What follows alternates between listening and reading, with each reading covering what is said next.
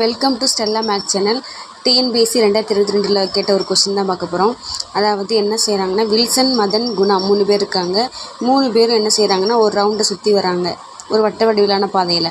அப்போ வில்சன் வந்து 10 நிமிஷம் சுற்றுறாரு, மதன் வந்து 15 நிமிஷம் சுற்றுறாரு, குணா வந்து 20 நிமிஷம் சுற்றுறாரு.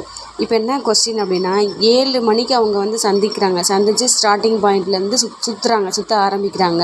அவங்க மறுபடி எந்த பாயிண்டில் அவங்க வந்து சந்திப்பாங்க, எந்த மணி நேரத்தில் அவங்க சந்திப்பாங்க தான் கொஸ்டின்.